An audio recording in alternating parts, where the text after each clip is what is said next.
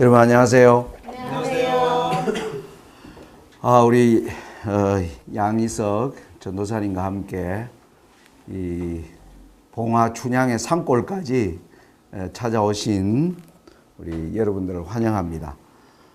이번에 여러분들과 함께 이 캠프를 우리 양희석 전도사님이 계획하면서 여러분들이 이제 대학을 진학을 앞두고 있는 여러분들의 삶에 있어서 어떻게 보면 여러분들은 큰 전환기에 있습니다. 어떤 면에서 여러분의 삶이 전환기에 있다고 생각하느냐 하면 여러분들이 초등학교, 중등학교, 고등학교 이 과정은 어떤 면에서 선생님들이 가르쳐 주는 것을 여러분들이 따라서 학습하는 거예요.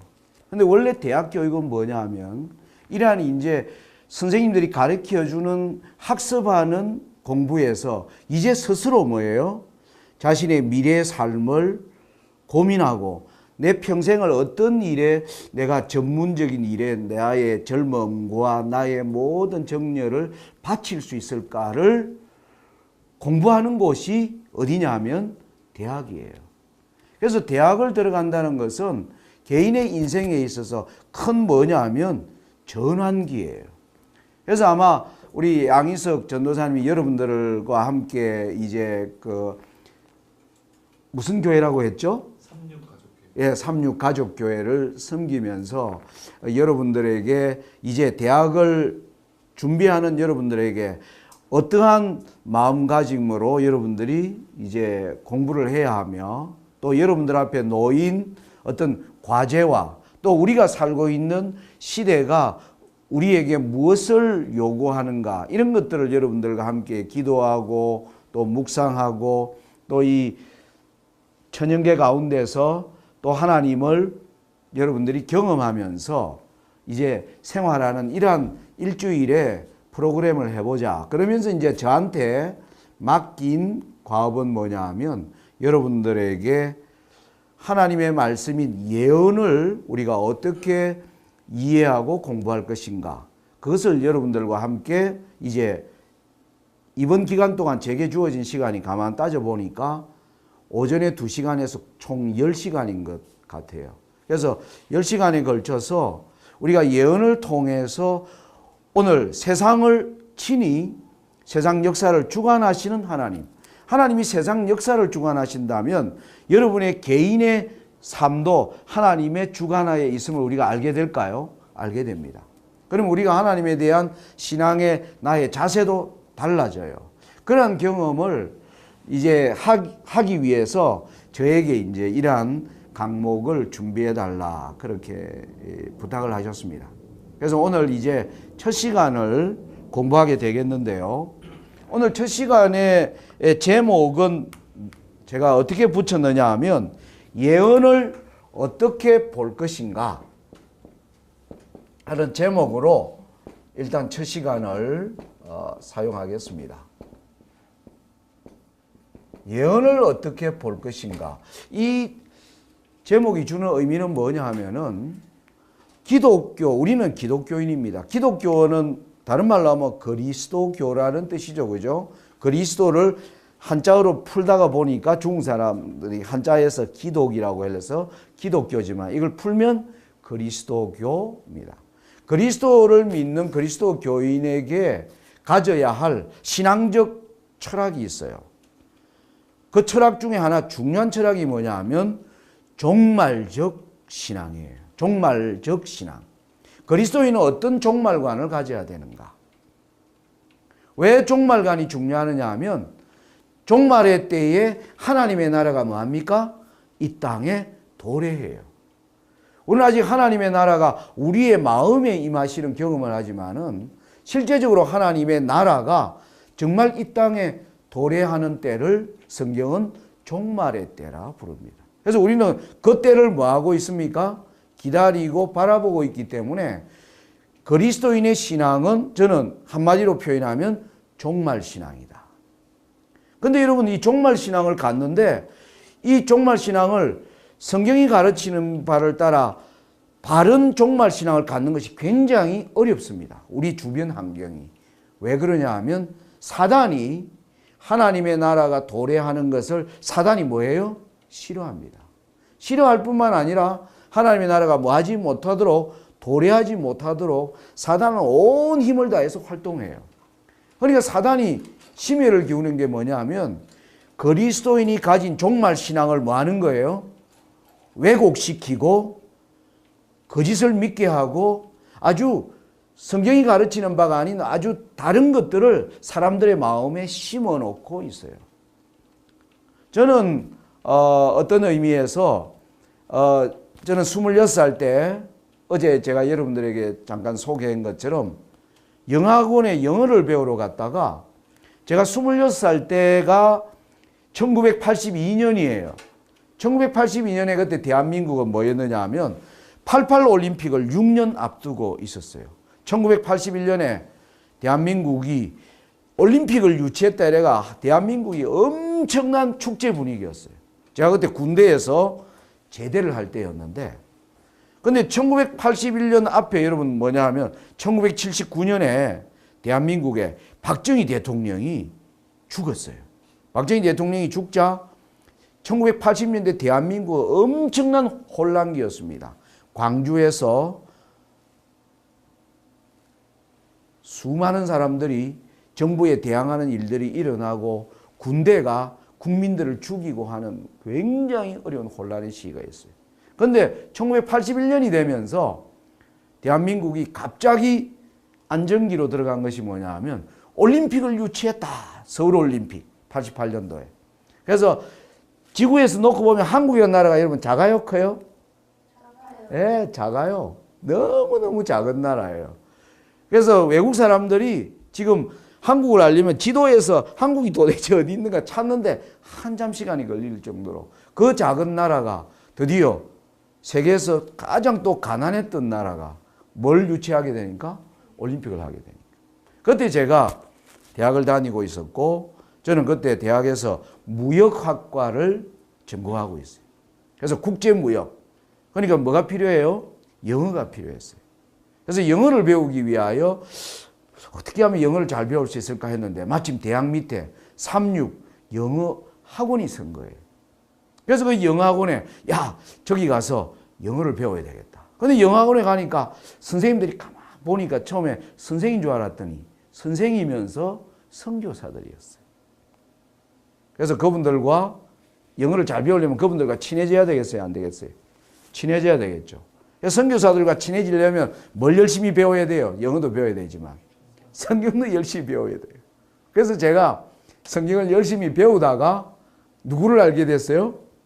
하나님을 알게 됐어요. 하나님을 알게 되면서 제가 하나님 나라가 언제 이 땅에 임하는가? 내가 20세 때 제가 20세 때 교회에서 어떻게 배웠냐면 손상백 씨가 아마 40이 되기 전에 하나님의 나라가 임할 거야. 어떤 분이 내 나이 40 되기 전에 와 흥분됐어요. 근데 40이 됐는데 왔어요 안 왔어요? 안 왔어요. 그래서 어떤 사람이 50 되기 전에는 올 거다. 제가 50이 되기 전에 진짜 오느라고 믿었어요. 근데 50이 돼도 하나님 나라가 오지 않았어요. 그래서 제가 고민이 됐어요. 그러면 내가 죽을 때가 죽기 전에 오실까? 그래서 제가 50이 되어서 다른 사람이 가르쳐주는 성경이 아니고 내가 성경을 깊이 연구해 봐야 되겠다. 그 전까지는 저는 가르쳐주는 것을 그냥 따라가는 신앙을 했어요. 왜 그랬느냐 하면 직장 다니니까 성경 공부할 시간이 별로 없었어요.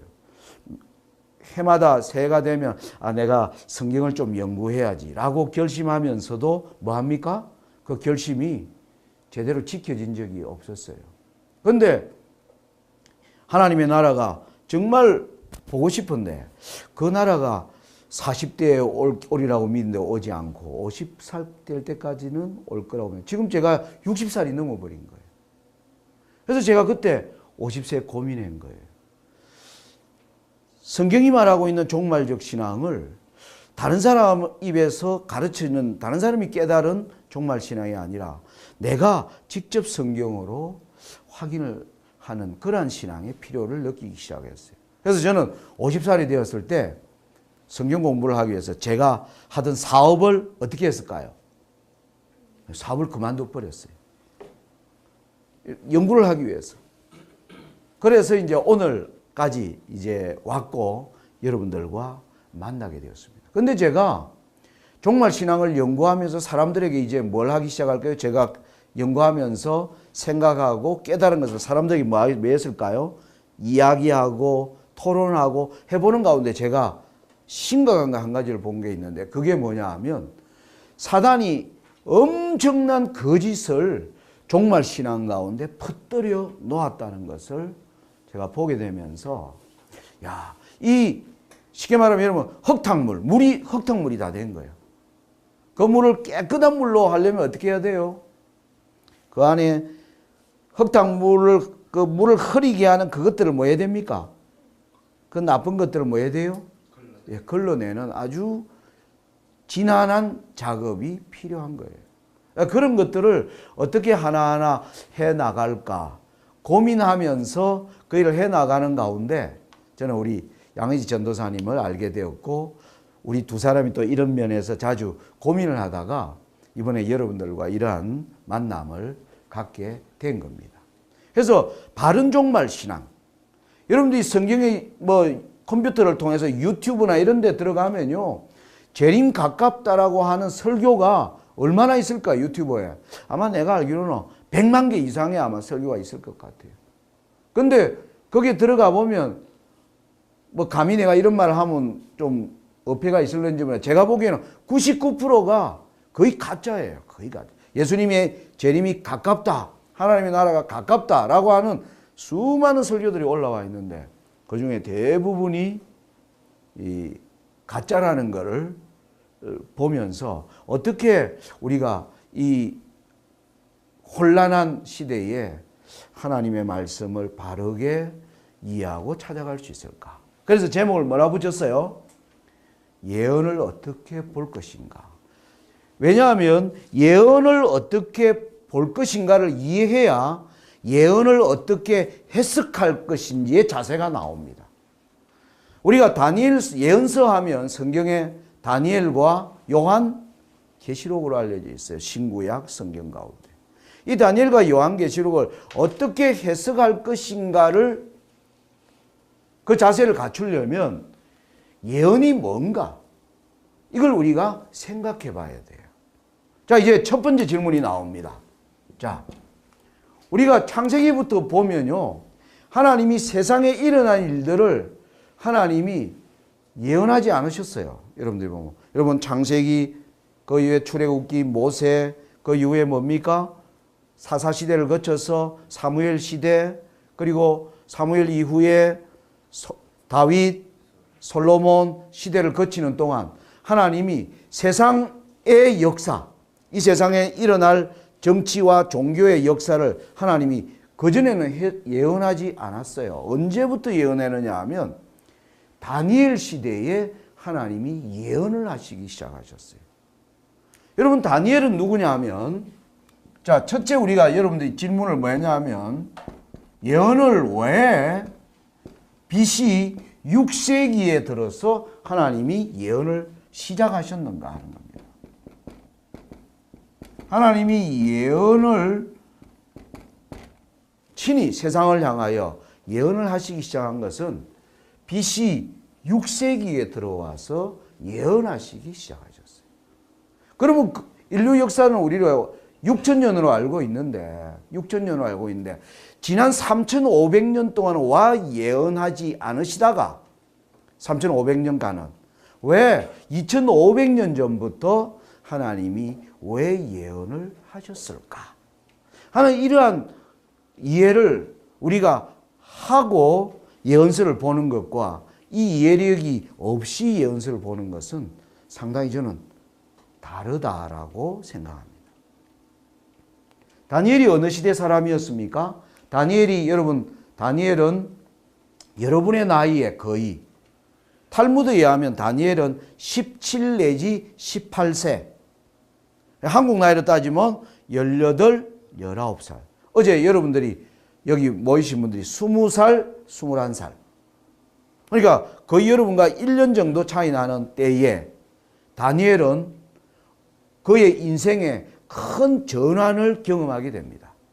어느 날 바벨론이라고 하는 나라에서 느부갓네살이라고 하는 왕이 다니엘이 사는 유다 나라를 뭐 했습니까? 침공했습니다. 다니엘이 믿었던 유다 나라의 왕은 이 느부갓네살의 침공을 막아내지 못했어요. 느부갓네살은 그 나라에 아주 승리자로 들어와서는 다니엘과 그와 함께한 유력한 청년 몇 명을 포로로 잡아가는데 다니엘은 거기에 그 중에 한 명이었어요. 다니엘이 그때 인생의 큰 전환기였습니다. 맞습니까? 맞습니까? 가족들과 민족들과 사랑하는 형제들과 같이 살다가 드디어 생면부지의 나라로 새로운 언어, 새로운 문화, 그 앞에 무엇이 놓여 있는지 모르는 거예요.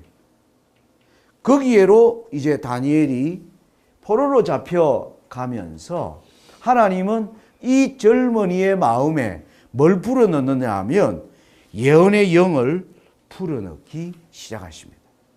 그게 바로 다니엘서가 탄생하기 시작하는 거예요. 자, 그러면 이 예언을 하나님 왜 이때 본격적으로 하기 시작하셨는가를 우리 좀 성경으로 좀 살펴보겠습니다.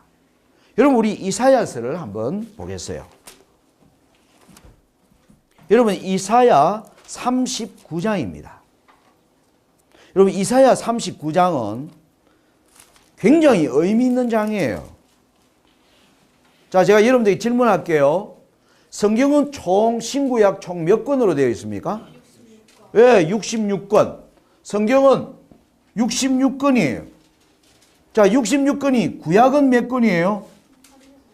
예, 구약은 39권이고 신약은 27권으로 되어 있습니다.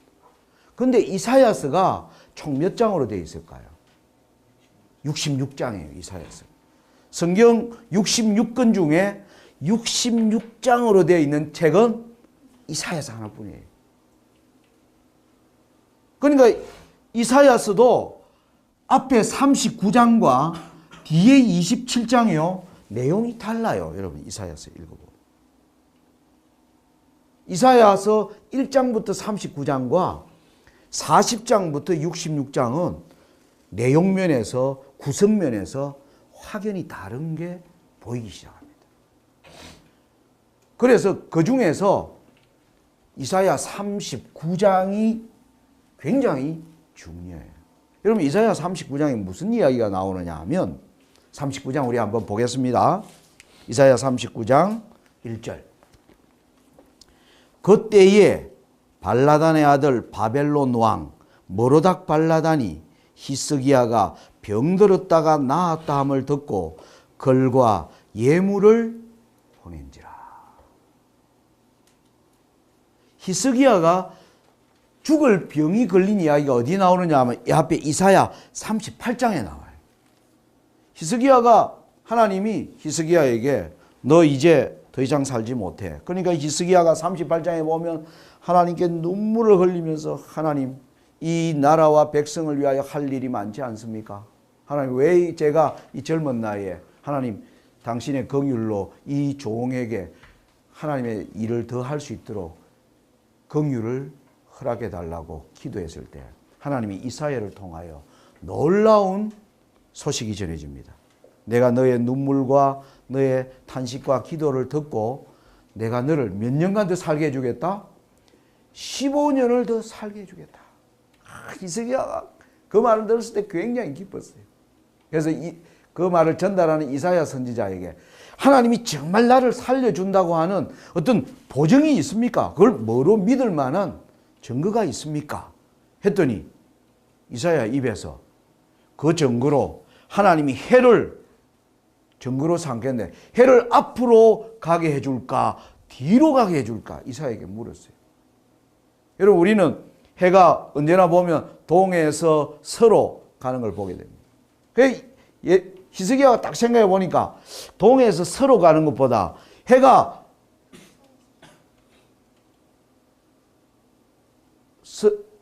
해가 거꾸로 가는 것은 본 적이 없어요. 그래서 히스기야가 뒤로 해가 물러가면 좋겠습니다 했더니 하나님이 진짜 히스기야의 말대로 그 일을 해준 거예요. 해가 뭐 했습니까? 뒤로 물러간 거예요. 놀라운 일이 생겼어요. 근데 여러분, 여기 보시면 바로 히스기야가 다스리던 나라가 이 나라인데 여기에 가장 강대한 나라는 아수르 그리고 바벨론이라고 두 제국이 거대한 힘을 발휘하고 있는데 이 나라들은 하나님을 안 믿고 뭘 믿어요? 태양신을 믿어요. 그래서 이 사람들은 날마다 태양을 관측하고 있어요. 태양이 지나가는 것을 보면서 그림자를 통하여 뭡니까? 매일의 아침 먹을 시간, 그 다음에 점심시간, 저녁시간을 계속 추정하는 그들이 어느 날 그림자가 뭐 한 걸 본 겁니까? 그림자가 뒤로 물러간 걸 본 거예요. 신하들이 깜짝 놀라서 왕에게 뭐예요? 보고한 겁니다. 왕이요, 놀라운 일이 일어났습니다. 해가 뒤로 물러갔습니다. 왕이 이게 무슨 변고냐? 알아봤더니 놀랍게도 유다라고 하는 나라에 히스기야가 병들었는데 하나님이 그를 15년 더 살려준다는 증거로 하나님이 그렇게 했다는 얘기를 들은 거예요. 이 바벨론 왕이 깜짝 놀란 겁니다. 그래서 신하들에게 그 나라에 가서 사실 여부를 뭐해라? 탐지하라고 사람을 보내는 이야기가 이사야 39장 1절의 내용이에요. 그런데 여러분, 이사야 39장과 똑같은 내용이 열왕기하에도 나옵니다. 우리 열왕기하 한번 볼까요? 열왕기하 20장. 열왕기하 20장이에요. 열왕기하 20장 12절부터 19절을 보면요. 열왕기하 20장 12절부터 19절은 이사야 39장의 내용과 똑같아요. 똑같은 내용이 열왕기에도 나오고 이사야서도. 여러분, 성경 전체에서요, 똑같은 내용을 똑같이 기록하고 있는 것, 이사야 39장에만 그런 일이 나옵니다. 하나님이 두 번이나 똑같은 사건을 성경에 기록했다. 그건 뭐냐 하면 이사야 39장이 주는 이 시대적 의미가 굉장히 영적으로 중요할 때예요. 여러분, 이때가 언제냐 하면 BC 7세기의 왕이 히스기야예요. 하나님이 어제 내가 조금 전에 얘기했죠. 6세기에 들어와서 하나님이 예언을 시작하셨는데 7세기에 하나님이 역사에서 중요한 전환점적인 사건들이 생겨납니다. 여러분들 여기 39장, 이사야 39장에 보면 거기에 히스기야가 자기가 그렇게 병났었다는 것이 온 땅에 퍼졌어요, 안 퍼졌어요? 퍼지니까 사람들이 그를 신기하게 바라보기 시작했어요. 이야, 아니 생명을 더 살려준다는 조건으로 해가 뭐했다? 뒤로 물러갔다. 저 사람은 보통 사람이 아니다 라고 하는 사상이 이 갈대아 지역에 파다하게 퍼진 거예요. 그런데 여러분, 히스기야가 비범한 사람이어서 그렇습니까? 아니에요. 히스기야는 일반 왕들과 똑같은 사람이에요. 단지 다른 것은 그가 하나님의 말씀에 뭐 하는 사람이에요? 순종하는 점에서 달랐어요. 그러나 그는 똑같은 사람이었습니다. 그 일을 통하여 영광을 받아야 할 분이 하나님이에요? 히스기야예요? 그 사건을 통하여 하나님이에요. 하나님이 이 사건을 허락한 것은 뭐냐 하면 히스기야를 높이려는 것이 아니라 이 남방 유다 근처에 있는 이 아수르와 바벨론은 틈만 나면 어디를 침공하려고 그래요? 유대를 침공하려고 그래요. 왜 유대를 침공하느냐 하면 이 유대 땅 이스라엘은 바로 지중해 동편의 장. 이 여기를 다 장악하면 드디어 지중해를 통해서 저 유럽으로 올라가는 길들을 확보할 수가 있어요. 무슨 말인지 아시겠습니까? 여러분 나라 간에 전부 분쟁을 보면 영토 분쟁이 있어요. 영토 분쟁. 여러분 요즘 우리나라가 요즘 어떻습니까? 박근혜 대통령이 얼마 전에 개성공단을 폐쇄하고 북한 김정은이가 막 핵을 만들어가 쏘니까 지금 박근혜 대통령이 개성공단 폐쇄해버리고 미국에 뭐예요? 사드 미사일이라고 하는 걸 한국에 배치하겠다니까 중국이 지금 뭐예요? 반대하고 굉장히 지금 신경이 날카로워요. 왜냐? 이것은 중국과 한국이 뭐예요? 굉장히 가까이 있단 말이에요. 그래서 한국 바로 옆에 미국의 미사일이 온다는 것은 중국에 뭐가 된다? 위협이 된다고 생각하기 때문에 민감하게 반응하는 겁니다. 이와 같이 영토는 굉장히 중요해요. 그래서 이 바벨론과 아수르는 이 지중해를 끼고 있는 유다와 이스라엘을 멸망시키면 이 땅이 그들의 땅이 되면 그들은 바로 어디로 진출합니까? 지중해를 통해서 여러 나라로 진출할 수 있는 길이 열리기 때문에 하나님의 백성을 토시탐탐 노리는 거예요. 그래서 하나님이 이 나라들 왕들에게 경고를 준 게 히스기야를 통해서인 거예요. 그들이 태양신을 섬기니까 너희들이 만만하게 보는 이 유다 나라는 태양을 뭐하는? 태양을 친히 움직이시는 분이 다스리는 나라다. 그러니까 너희들이 함부로 그 나라를 뭐 하지 마라? 침범하지 말라고 하는 하나님이 그런 생각을 가진 경고였어요. 그러니까 히스기야가 그 소문을 듣고 바벨론 사람들이 왔을 때 히스기야가 어떻게 말해야 하느냐 하면 그것이 제가 병 걸렸을 때 하나님이 그 낫게 해주신다는 증거로 주신 것은 맞습니다. 그러나 그것이 내가 훌륭해서가 아니라 세상을 다스리는 분이 누구시며 하나님이시며 여러분이 섬기는 그 태양의 신이 아니라 그 태양을 친히 만드시고 그 태양을 움직이시는 한 분이 계심을 여러분들이 알게 하시기 위하여 하나님이 그 일을 이루셨습니다라고 증거할 수 있는 절호의 기회였어요. 절호의 기회였어요. 그런데 히스기야가 어떻게 해버린 거예요? 사신들이 오니까 하나님을 증거 안 하고 뭐예요? 내가 굉장히 탁월한 사람이라 하면서 자기가 엄청난 보물 가지고 있는 것, 자기의 집안에 가장 진귀하게 하나님이 그를 축복하여 주신 그것들을 자기를 자랑하기 위하여 뭐 한 거예요? 시간을 다 써버려요. 그 얘기를 이사야에게 하나님이 알게 하시면서 이사야를 히스기야에게 보내는 이야기로 마칩니다. 이사야 39장 끝을 보겠습니다. 끝을 보면 4절에 이사야가 가로되 그들이 왕의 궁전에서 무엇을 보았나이까? 히스기야가 대답하되 그들이 내 궁전에 있는 것을 다 보았나이다. 내 보물은 보이지 아니한 것이 하나도 없나이다. 이사야가 히스기야에게 이르되 왕은 만군의 여호와의 말씀을 들으소서. 보라, 날이 이르리니 너 집에 있는 모든 소유와 너 열조가 오늘까지 쌓아둔 것이 모두 바벨론으로 옮긴 바 되고 남을 것이 없으리라. 여호와의 말이니라. 또 너게서 날 자손 중에서 몇이 사로잡혀 바벨론 왕궁에 환관이 되리라 하셨나이다. 여러분, 이 이사야 39장의 사건은 뭘 나타내느냐 하면 하나님의 백성들이 이 지역에 북방 이스라엘과 남방 유다라고 하는 국가로 유지되고 있었어요. 그런데 북방 이스라엘은 BC 몇 년에요? 722년에 아시리아에게 망했어요.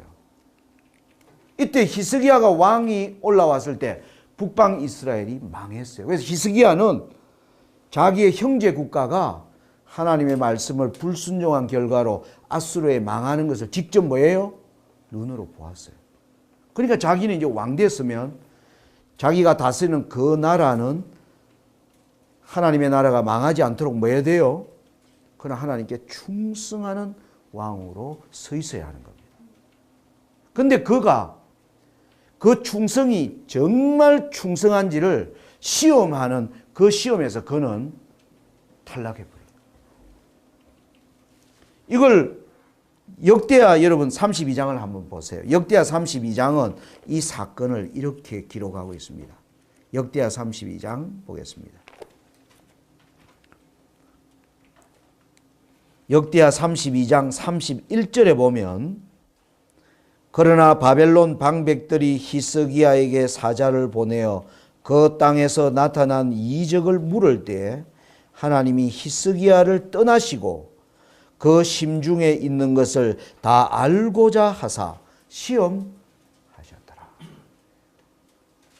이 나라가 북방 이스라엘이 망한 거예요. 남방 유다도 과연 든든하게 설 수 있는 나라인지 아닌지를 뭐 하는 거예요?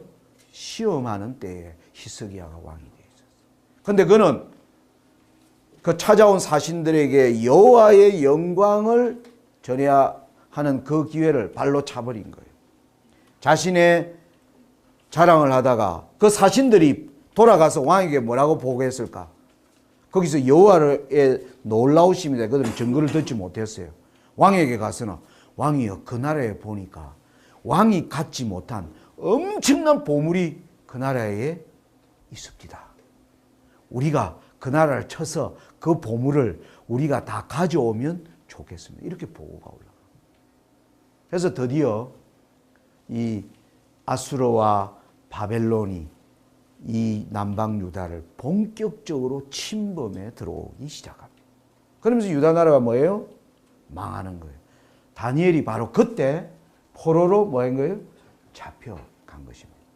그 의미가 무엇이냐 하면은 여러분들 이 지도를 보세요. 이 지도가 제가 왜 이렇게 지도를 만들었느냐 하면 여러분 이 지도에는 오늘날 지도와 다르죠. 그죠? 여기에는 태평양, 대서양이 다 빠져 있습니다. 당연히 태평양, 대서양이 빠져 있기 때문에 아메리카 대륙이 통째로 빠져 있고 아프리카도 뭐예요?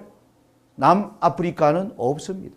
그리고 지중해 남쪽에 오스트랄리아나 이런 나라들이 다 빠져 있어요. 왜? 그 당시에 지금으로부터 2500년 전의 사람들은 아메리카가 있는 줄 몰랐어요. 정말. 오세아니아 거기에 그 인도양 그 남쪽에 거대한 섬들이 있는 줄 몰랐어요. 그들은 오로지 어떤 땅만 알고 있었느냐 하면 그들은 육지와 육지로 연결된 땅만을 그들이 살고 있는 뭐다? 지구라고 알고 있었던 거예요. 근데 여러분 여기 제가 사각으로 표현했죠. 여기에 하나님의 사상이 이 지역에 있었어요. 이 지도에서 보면 어디예요? 중심, 센터에 하나님이 당신의 백성들을 뭐 한 거예요? 두신 것입니다. 하나님의 뜻이 여기서 분명히 좀 이해되는 게 뭐가 있을까요? 그들이 하나님의 백성들이 하나님께 순종하면 그들을 축복하셔서 하나님에 대한 사상이 어떻게 되도록 동서남북으로 퍼져나갈 수 있도록 하나님이 지구의 딱 중심에 당신의 백성을 두신 겁니다. 그런데 그 백성들이 계속 불순종했어요.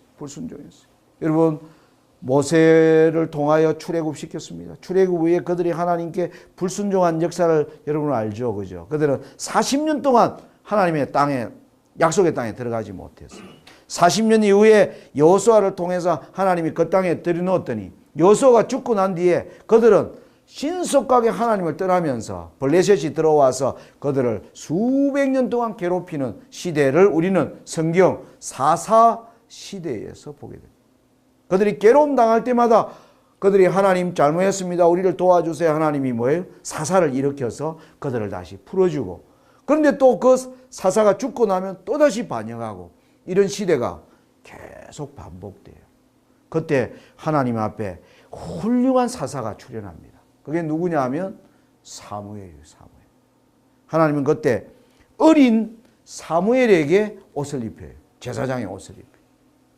그래서 사무엘로 말미암아 다시 이스라엘 백성들은 하나로 국민들의 정서와 하나님을 향한 생각들이 하나로 다시 뭉쳐지기 시작합니다. 이때 뭉쳐놨더니 그들이 하나님께 요구하는 게 뭐냐면 하나님 우리가 하나님 앞에 충성하게 살 테니 우리도 다른 나라처럼 왕을 세워 주십시오. 왕정 시대를 원하는. 누가 왕인데? 하나님이 그들의 왕인데. 우리도 다른 나라처럼 왕이 있으면 좋겠습니다. 하나님이 그들의 마음이 세상 이방 나라의 문물과 이방 나라의 풍습을 좋아하는 게 그들의 마음속에 있는 걸 하나님이 아시기 때문에 하나님이 눈물을 흘리시면서 허락합니다. 거기서 시작된 것이 사울, 다윗, 솔로몬으로 이어지는 통일왕국이 약 100년 동안 지속되다가 그 이후에 그 나라는 뭐가 돼요? 두 나라로 갈라져요. 북방 이스라엘과 남방 유다. 그 이후에 계속 하나님을 떠나기 시작합니다. 떠나다가 BC 722년에 북방 이스라엘도 뭐하고? 망하고. 이제 남방 유다도 거의 망할 지경에 히스기야가 하나님께 영광을 돌리고 이 나라를 다시 회복할 수 있는 절호의 기회를 뭐 해버려요? 오히려 이방 나라가 침공하도록 기회를 뭐 해줬어요? 문을 열어준 격이 돼버립니다. 이때부터 하나님이 뭐 하기 시작했냐면 예언하시기 시작하셨어요. 왜? 하나님의 이 나라의 통일된 왕국을 통해서 하나님의 사상이 온 땅에 전해지는 것이 이제 뭐가 됐어요? 좌절돼 버렸습니다. 그때부터 하나님은 온 세상의 역사를 하나님이 친히 충성된 백성에게 위탁한 것이 예언을 그때부터 하시기 시작한 거예요. 여러분 이 시대적 배경을 아는 것이 중요합니다. 여러분 인류 역사에서 BC 6세기와 7세기는 굉장히 중요해요. 인류 역사에서 BC 6세기와 7세기는 중요한 시대입니다. 여러분 세계 최초의 철학자 하면 여러분 누구라고 알고 있습니까? 인류 최초의 철학자. 누구라고 알려져 있어요? 탈레스입니다. 탈레스. 이 탈레스의 철학이 여러분 아시는 것처럼 소크라테스, 플라톤, 아리스토텔레스 수많은 헬라의 철학자들이 나오도록 길을 연 사람이 탈레스가 어느 시대 사람이냐면 7세기 사람이에요. 7세기 사람. 여러분 이때 중국은 이때 춘추 전국 시대였어요. 중국이라는 나라가 진초, 연제, 한위, 조 이 7나라로 갈라져 있을 때 여기에서 나오는 철학자들이 유름한 공자, 노자 이런 철학자들이 온 세상에 출현하기 시작할 때가 바로 7세기와 6세기에 들어서 철학자들이 출현하기 시작해요. 여러분 철학자들이 출현한다는 것은 뭐냐 하면 이제 인류의 역사를 하나님의 말씀에 의존하는 게 아니라 인간의 생각의 역사가 시작되는 것을 역사가들은 BC 7세기와 6세기의 역사에 큰 전환점이 있었다는 겁니다. 그 이전에 인류는 3500년 동안 하나님에 대한 사상들이 온 땅에 가득했습니다. 그런데 드디어 누가 망하면서 남방 유다와 북방 이스라엘이 망하기 시작하면서 이방 사람들 어떻게 생각할까요? 여호와가 다스리는 나라 우리가 뭐 했다? 정복했다. 그러므로 여호와라고 하는 하나님은 강한 신이다, 약한 신이다. 약한 신이다. 이방 나라가 그렇게 모든 나라가 그렇게 생각하기 시작하니까 이제 하나님에 대한 사상이 인류의 머릿속에서 뭐 해버린 거예요? 사라지기 시작한 시대가 바로 BC 7세기와 6세기예요. 여러분 나라가 옛날에 전쟁은 무슨 전쟁이냐 하면 신들의 전쟁. 야 너가 이 신 믿나? 우리는 이 신 믿는다. 그래서 싸움에가 이기면 어느 신이 강하다? 예, 옛날의 전쟁은 이기면 그 나라의 신이 더 힘이 세다라고 인정받는 시대였어요. 고대 시대의 전투가 그런 식이었어요. 여러분 그래서 사무엘 시대에 말이에요. 블레셋과 전쟁할 때 엘리의 두 아들이 뭐 들고 나가요? 전쟁터에 법궤 들고 나가는 거예요. 우리 하나님 신의 법궤를 가지고 가면 그들이 전쟁을 뭐 할 거다고? 이길 거라고 착각한 거예요. 그 시대의 전쟁이 뭐냐 하면 신들의 이름으로 하는 전쟁이었어요. 그런데 신의 나라라고 하는 남방 유다와 북방 이스라엘이 다 망하니까 그 당시 모든 사람의 생각 속에서 여호와라고 하는 신은 강한 신이 아니시다 하는 사상이 온 땅에 퍼지기 시작하니까 뭐가 출현하기 시작했냐면 철학자들이 나오기 시작해요. 철학자들이 이제 인류의 시작을 철학으로 풀어내기 시작하는 거예요. 철학으로 풀어내기. 그전에는 하나님이 천지를 창조하셨느니라. 사람들이 천지 창조를 만든 신을 사람들이 의식하다가 이제 신을 떠난 철학이 융성하기 시작할 때 하나님이 그때 온 세상을 향하여 세상을 다스리는 분이 계신다는 것을 하나님 뭐 하기 시작하셨어요? 예언하기 시작합니다. 그래서 BC 6세기부터 하나님이 예언을 시작하신 겁니다. 무슨 말인지 아시겠어요? 많은 그리스도인들이요 신앙하면서 가장 어려움을 겪는 때가 있어요. 우리가 보통 보면 하나님 믿는다라고 얘기해요. 우리가 목사님 설교하면 아멘 아멘 하고 뭐 어떤 사람 어렵게 신앙하다가 그 신앙에서 하나님 은혜 받은 거 여러분 간증 들으면 같이 눈물 흘리면서 아멘 아멘 해요. 그런데 여러분들이 어려움에 빠진 거예요. 예를 들어서 여러분이 어떤 심한 질병에 걸렸다. 아니면 큰 교통사고가 나와가지고 정말 몸이 완전히 반신불수가 되어버렸을 때 모든 그리스도인이 겪는 게 뭐냐면 하나님이 과연 계시는가? 하나님이 과연 내가 겪는 이런 고통을 알고 계시는가? 인간은 고통 중에 인간이 고통을 겪을 때 가장 힘든 게 뭐냐면 육신적 고통보다 사실은 심적 고통이에요. 하나님이 내 눈물을 아실까? 하나님이 내 고민을 아실까? 하나님이 정말 내 젊은 내 인생길, 내가 어떤 길을 걸어가야 하는데 하나님이 과연 관심을 가지고 계실까? 이런 회의에 빠져 있는 그리스도인 젊은이들이 많습니다. 고난의 현장에서. 그런데 이 예언을 알게 되면 하나님이 세상 역사를 정말 뭐하고 계신 것을 주관하고 계신 것을 알게 되면 내 인생 또한 하나님의 손안에 있음을 인정하게 되면서 신앙의 자세에 있어서 놀라운 변화가 일어나기 시작하는 거예요. 그래서 하나님의 사상이 남방 유다와 북방 이스라엘의 실패로 말미암아 좌절되기 시작했을 때 하나님은 본격적으로 뭐 하기 시작했어요? 예언하기 시작했어요. 하나님의 백성들이 이제 이방 나라에 뭐로 가요? 포로로 잡혀가는 거예요. 여러분 아시는 것처럼 이 이후에 유다 나라는 바벨론의 포로, 바벨론이 페르시아에 망하자 페르시아의 포로 국가. 페르시아가 어디에 망합니까? 헬라에 망하자 헬라의 포로 국가. 헬라가 어디에 망해요? 로마에 망하니까 로마의 포로 국가. 유다는 절대 독립된 나라를 뭐 하지 못해요? 이루지 못해요. 그죠? BC 6세기에 그들이 망한 이후로 그들은 독립된 나라를 만들지 못하는 겁니다. 그러니까 힘 있는 이방 나라에는 이 나라의 신은 자기 백성도 뭐 하지 못하는 지키지 못하는 신이다 라고 여호와의 이름 그렇게 낙인 찍혀버린 거예요. 그래서 이 백성들이 하나님을 참된 만유의 주제라는 걸 알리는데 뭐 행급인가 실패했을 때 하나님이 하실 수 있는 일은 하나님이 친히 세상 역사를 예언하면 바벨론 나라가 일어날 것이며 페르시아가 일어날 것이며 헬라가 일어날 것이고 로마가 일어날 것이며 로마 이후에는 중세를 1260년을 다스리는 교황권이라는 것들이 일어날 것이고 말세에는 미국이라는 나라가 뭐 할 거다? 일어날 거라는 거예요. 하나님 놀랍게 예언해 놓은 거예요. 우리가 그걸 보는 순간 정신이 바짝 드는 거야. 이 여호와가 약한 신이 아니라는 거지.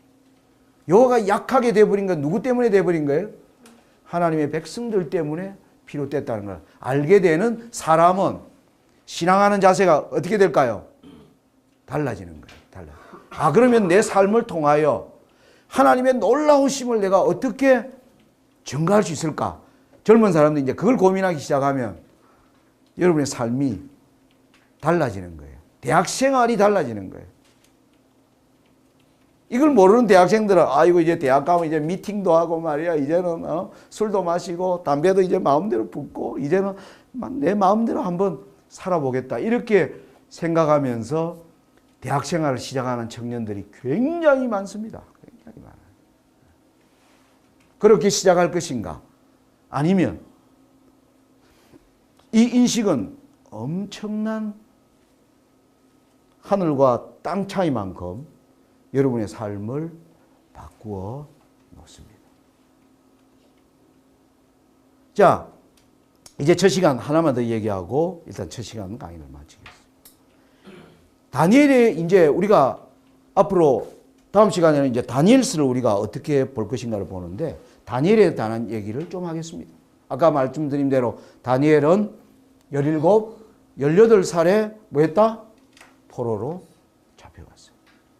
포로 잡혀가면서 다니엘은 어떤 생각을 했을까요? 유다 나라에서 바벨론으로 가는 거리는 여러분 사막으로 된 곳이기 때문에 사막으로 되어 있기 때문에 저 북쪽으로 올라가 가지고 바벨론 땅으로 내려가요. 지나가는데 2달 이상의 시간이 걸립니다. 그 잡혀가는 기간 동안 다니엘은 자신의 인생 앞에 자신의 삶 앞에 놓인 문제를 두고 어떤 생각을 했을까 하는 거예요. 여러분들은 굉장히 중요한 과도기에 있습니다. 제가 여러분들을 보면요, 제 마음에 드는 생각이 몇 가지가 있어요. 내가 30살 때, 30대 후반 때 어떤 일이 일어났느냐 하면 소련이 무너졌어요, 소련. 내가 여러분의 나이 때 소련은 굉장히 큰 나라였어요. 미국 못지않게. 미국 못지않게 세계가 미국과 소련이라고 하는 두 체제에 딱 양분되어 있었어요. 그래서 내가 대학 다닐 때는 미국도 큰 나라였지만 소련도 굉장히 큰 나라였어요. 그런데 내가 30대 후반에 소련이 뭐 하는 거예요? 무너지는 것을 봤어요. 깜짝 놀랐어요. 저렇게 큰 나라가 전쟁 한 번 안 하고 그냥 와라라라 무너졌어요. 성경에 그게 예언되어 있거든. 그걸 보고 깜짝 놀랐어요. 그랬는데 내 30대 세상이 엄청나게 변화하는 걸 내가 봤다는 거예요. 여러분들은 어떠냐? 여러분들은 1997년생이더라고 어제 대부분 보니까. 1997년에 한국에 무슨 일이 있었느냐 하면 IMF가 터졌어요. 여러분이 태어날 때. 여러분이 태어날 때 엄마 아빠는 아마 여러분을 별로 안 반겼을 것 같아. 먹고 살기도 힘든데 뭐예요? 아기가 태어난 거예요. 지금 젊은 여러분들의 대학 선배들은 결혼을 안 해요. 대학을 졸업하는데. 그런 말 들었어요? 왜 결혼을 안 해요? 취직이 안 되는 거예요. 선생님이 대학 졸업할 때는 아까 올림픽을 앞두고 있어가 선생님은 서류 먼저 벌어요. 16기업에 다 합격했어요. 그 당시 포항제철 제가 합격했어요. 그리고 삼성에 합격했고 현대건설 그 다음에 부산에 신발 만드는 나이키 신발 만드는 국제상사에 합격했고 지금은 LG로 바뀌었는데 옛날에는 그것이 럭키 금성이었어요. 그것도 제가 합격했어요. 6군데에서 오라 하는 거예요. 근데 제가 제7안식이 예수재림교인이 되었기 때문에 아무데도 못 갔어요. 안 갔다는 게 맞겠죠. 안 갔어요. 그래서 저는 5일 근무하는 제약회사에서 저는 이제 첫 직장 생활 시작. 아무튼 근데 저 때는 대학을 졸업하면 오라고 뭐예요? 난리였어요. 저는 안식일 문제 때문에 못 갔지만은 안식일 안 지키면 뭐예요? 그냥 가는 시대예요. 근데 여러분들은 지금 공부를 머리 터지게 해도 오라는 데가 없는 시대에 여러분들 대학을 지금 들어가는 거예요. 여러분의 앞에는 엄청난 도전이 여러분이 대학 생활하던 때와 내가 대학 생활하던 때는 달라도 너무 달라요. 너무 달라요. 우리는 인생에 대하여 대학 들어가면서 희망을 가졌어요. 내가 뭐 할 수 있겠다, 뭐 할 수 있겠다. 근데 요즘 청년들은 뭐예요? 3포 세대라고 해서 3가지를 포기한 세대. 그래서 어떤 사회학자가 포기라는 말은 배추를 셀 때 쓰는 단어이지 인생을 논할 때 쓰는 단어가 아니다. 무슨 말 알겠어요? 무슨 뜻인지 알겠어요? 배추 셀 때 어떻게 세요? 한 포기, 두 포기. 인생을 논하는데 포기라는 단어를 쓰지 마라. 그건 배추 셀 때 쓰는 단어다. 그런데 청년들이 뭐예요 지금? 포기라는 단어가 온 세상에 회자돼. 이건 한국의 문제가 아니라 전 세계의 문제입니다. 전 세계. 여러분 유럽에는요 대학생 지금 실업률이 50%를 넘어가고 있습니다. 이런 시대에 여러분들이 지금 대학을 들어가는 거예요. 마치 다니엘이 자신의 인생 앞에 험난한 인생이 기다리는 것처럼 여러분들 앞에도 험난한 일들이 놓여져 있습니다. 그런데 다니엘이 그 험난한 길에서 위대한 결정을 하죠. 뭡니까? 하나님의 뜻을 따라 살겠다. 하나님의 뜻을 따라 살겠다. 그래서 길이 보여요, 안 보여요? 길이 보여요. 길이 보이는 정도가 아니죠. 그래서 여러분들이 이번 주간에 우리가 이 예언을 연구하면서 세상 역사를 주관하시는 하나님, 여러분의 개인의 인생의 모든 문제에 깊은 관심을 가지고 계신 하나님을 우리 함께 만나게 되기를 간절히 바랍니다. 예, 우리 묵도 드리고 7시간 강의를 마치겠습니다.